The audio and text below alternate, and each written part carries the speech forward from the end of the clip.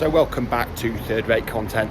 Today we're continuing our Tudor tour of Shrewsbury, and we'll be featuring another few of the Tudor gems within Shrewsbury town centre. So buckle up and I'll see you out here. Yeah, so this is now known as Castlegate's house, and that would be because it's right here on the lead into the castle. We have talked about it before, particularly on the one of the ghost videos. But it fits in for our Tudor tour today, so we're covering it again. And it was moved here by the Earl of Bradford in the 1700s, and it was moved from another location very close by. So as we mentioned before, the Tudor period dated from 1485 to 1601. Yeah, and a lot happened in that period of time. And if you listen to the Tudors' own narrative, England went from the period of the dark ages of the Wars of the Roses to a golden age of prosperity for all, which was known as the Tudor period.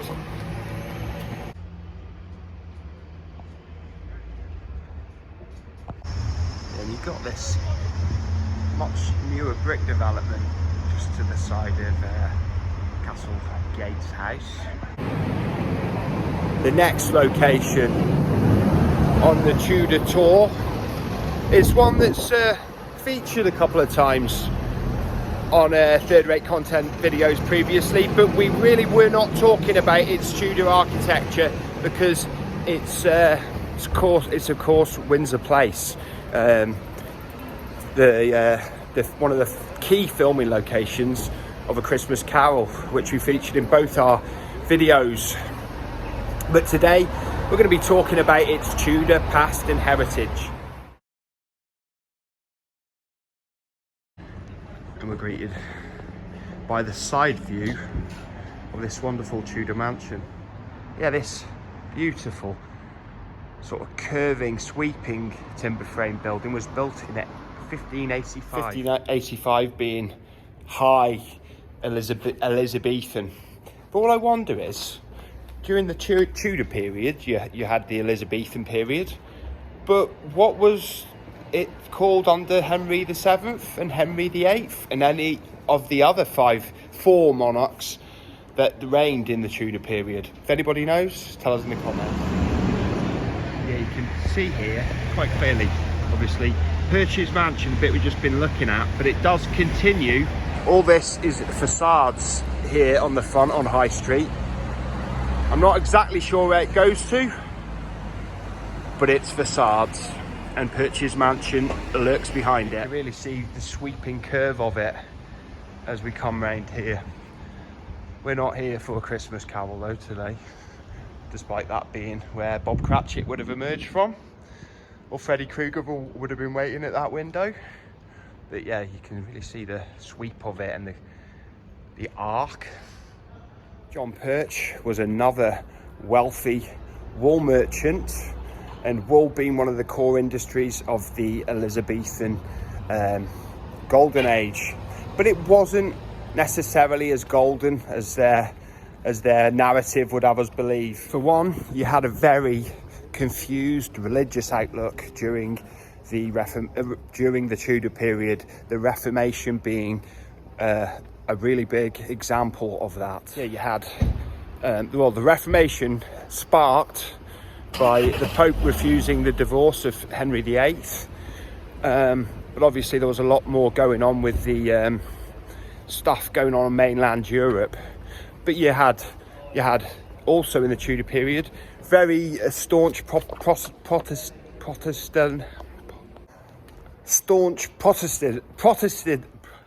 one eternity later.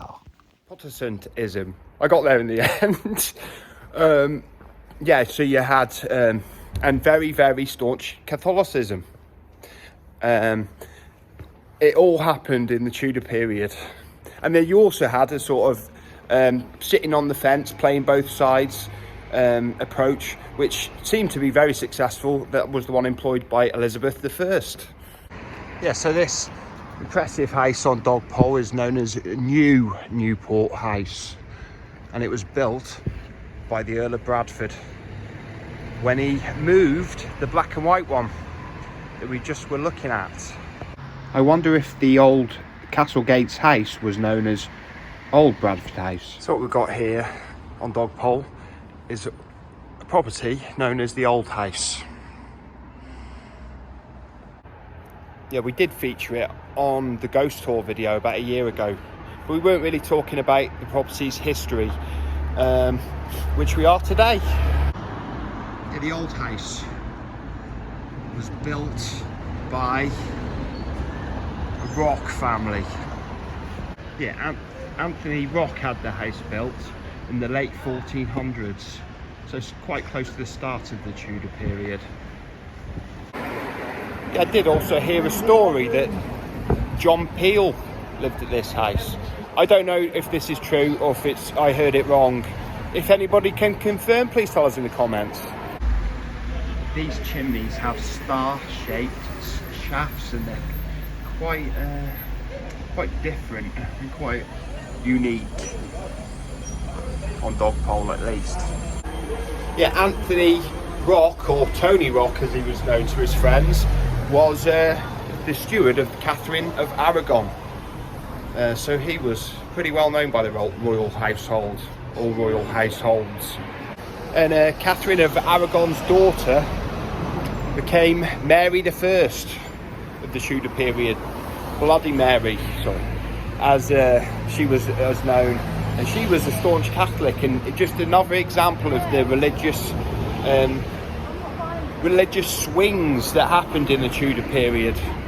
And of course, Catherine of Aragon was Spanish, and Spain was a very staunch Catholic country.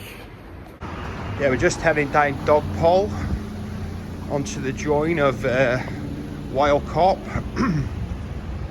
and High Street for the last stop on our Tudor tour today. Before we make our way up High Street, just a mention of these black and white buildings down Wylecop. These were built just before the Tudor period because there was a big fire down here. It wiped out a lot of the buildings, and obviously there was a lot of redevelopment there, and those buildings were all built preceding the Tudor period. And what was the actual title of the period that preceded the Tudor period? I don't know for sure, and again, if you do know, tell us in the comments. But like I said, if you listen to the actual Tudor narrative stroke propaganda, they'll have you believe it was a dark age and there wasn't much good stuff going on then, but we have covered some of it in the Battle of Shrewsbury. Obviously that was a good bit before the Tudor period, but it kind of covered events that led up to it. Third rate research.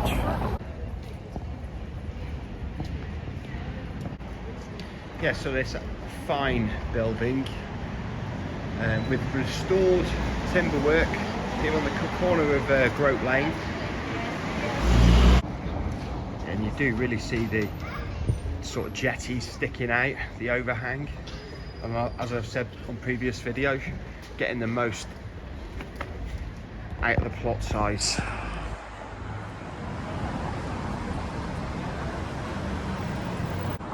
Yeah, and again, you can really see what it would have looked like when it was originally built, with the stripped back natural colouring of the woodwork. Of course, the black and white scheme that we know and love so well, which you can see both on the left and right, was a Victorian innovation that was added obviously in the Victorian era. But yeah, just here on the corner, I've just been looking at a really nice old-time picture. A picture I can't bring you due to copyright reasons. I should have mentioned this on the live video, but I just thought I'd add it as a voiceover. And it does tell us that the black and white building here, which is now Jones's, was a while ago. I'll tell you the story. Yeah, right in the building right next to the timber frame one, the future Prime Minister of England, Benjamin Disraeli, addressed the public of Shrewsbury from a balcony that would have just been about here on that, and got pelted with eggs and rotten vegetables. Interesting fact. Well, I thought it was an interesting fact anyway. I thought I'd pass it on. So thank you for watching to the end of today's third-rate content. You've got quite a nice contrast of styles and building styles going on, colours behind me. It makes for a nice image, ruined by my face being on it. But anyway, thanks for watching to the end. It's been another fun one, but enjoyed it very much. Hope if I don't see you soon, I'll see you 3 times as soon. And don't forget to leave a like, subscribe, and by all means, do comment. I love a good comment, and I read them all, and I reply where appropriate, which is, like I said, nearly all of them. Bye bye.